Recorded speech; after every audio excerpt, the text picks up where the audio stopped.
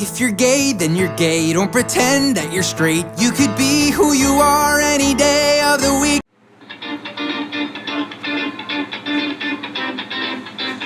Yo, my best friends are the very end. Cause best friends don't have to pretend. You need a hand, and I'm right there right beside you. You in the car, I'll be the bright light to guide you. Remember the times sticking out the house. All of the times that you had it out. And don't forget all the trouble we got into. Wait, something you can undo. Do laughing so damn hard. Crashed your dad's new car. All the scars we share. I promise, I swear, wherever you go, just always remember that you got a home for now forever.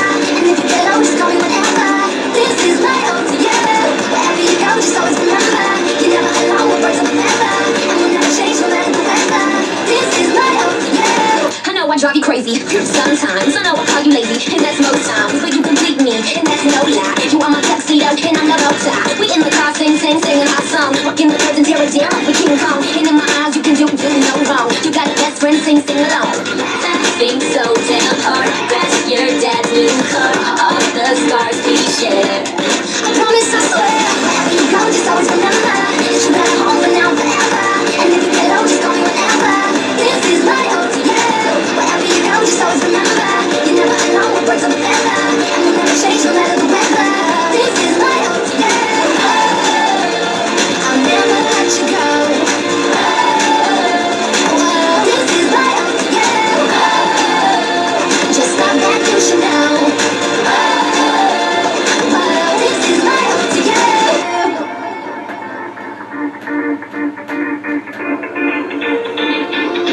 Yeah! Wherever you go, just always remember that you got a home for now forever. And if you get low, just call me whenever. This is my home to you. Wherever you go, just always remember you're never alone with birds of a feather. And we'll never change no matter the weather.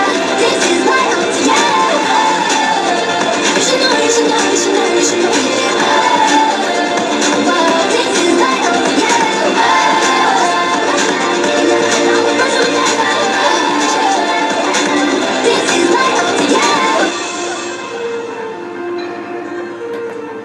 That is by far one of my most favorite songs by Cheryl Lloyd. So again, that's Cheryl Lloyd featuring Becky G and Oath. That is by far one of my favorite songs of all of hers. That song is just so damn, it's a bop!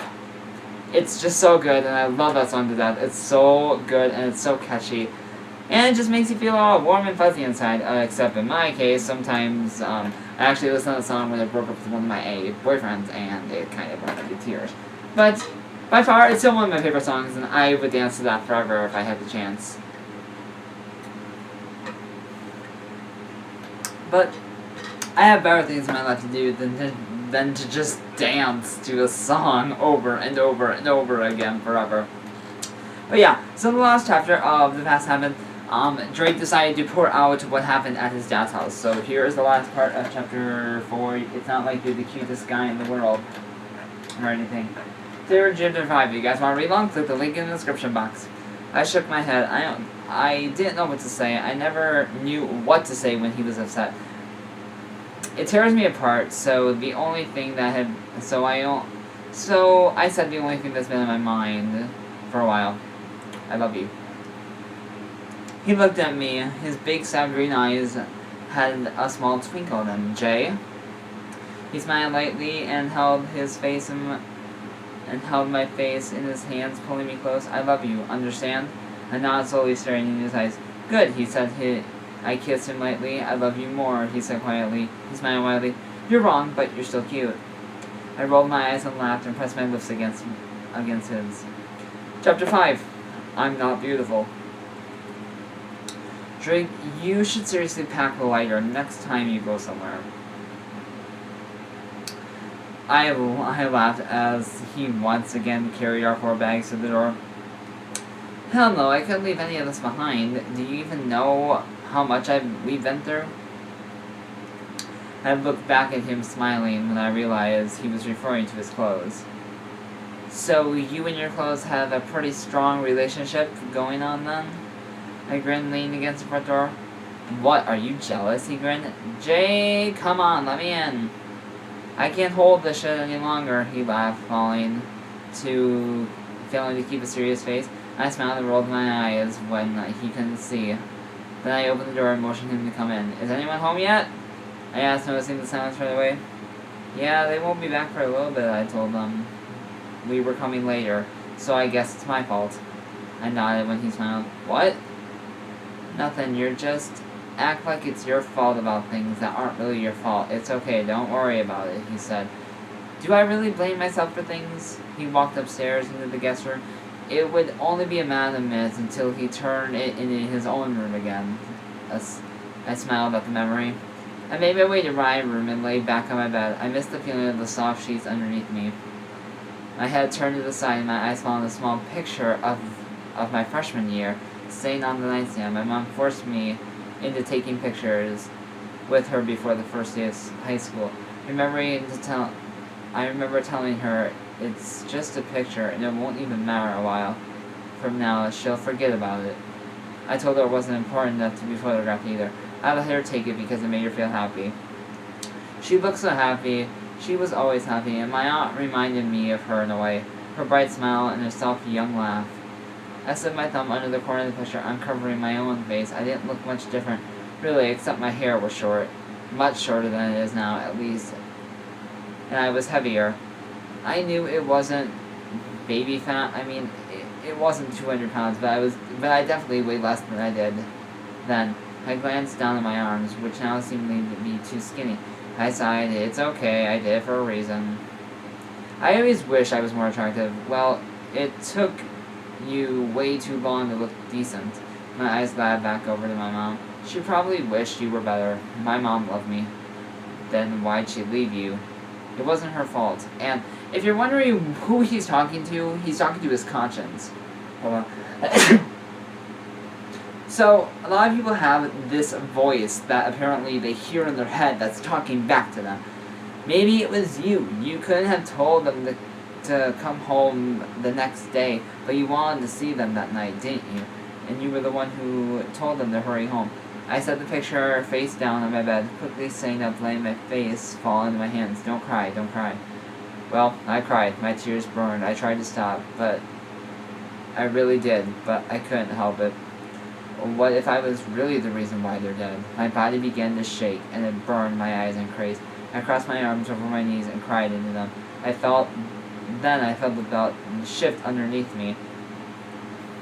And then there were hands on my shoulders gently pushing me back. My head rested on Drake's lap.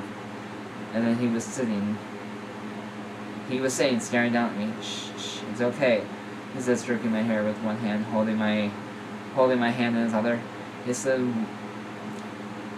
slipped the one in my hair to my face, wiping away tears. I didn't mean to. You shouldn't have told them. It was my fault. It's all my fault. All my fault. I threw my free hands up to my face. I was crying harder now. I didn't even want Drake to see them. My eyes get red. Hey!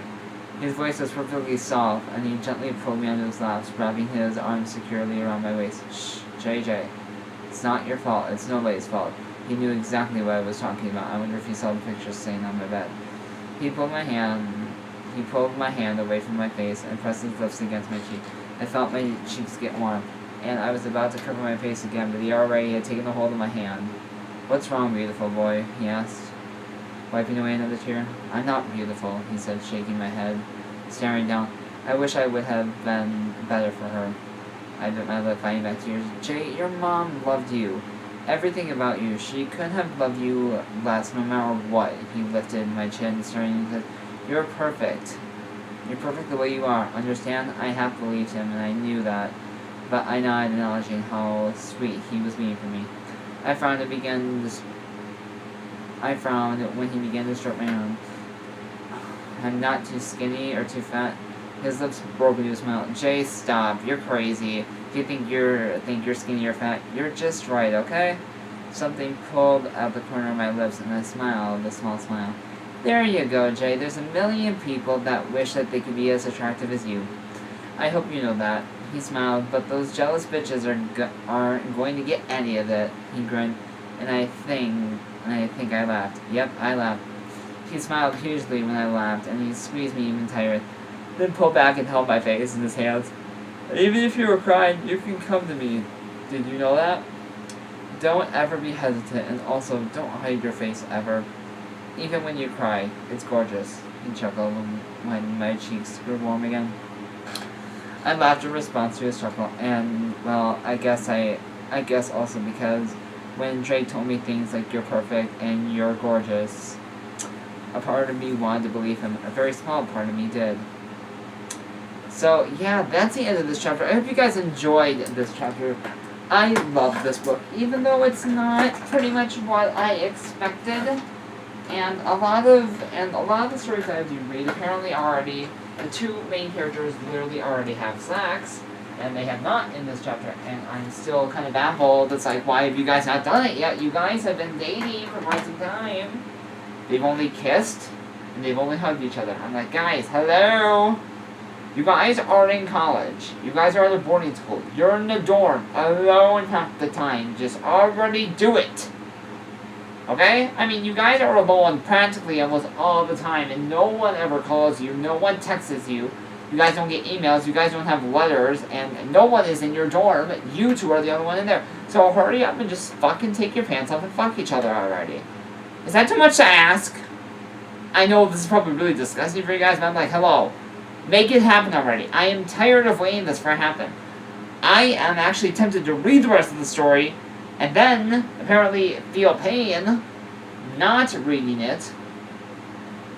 But whatever. I don't want to bore you guys with apparently me wishing that they would have sex already. But yeah. So yeah, and until next time, guys, okay, just ask the GSA. Mwah.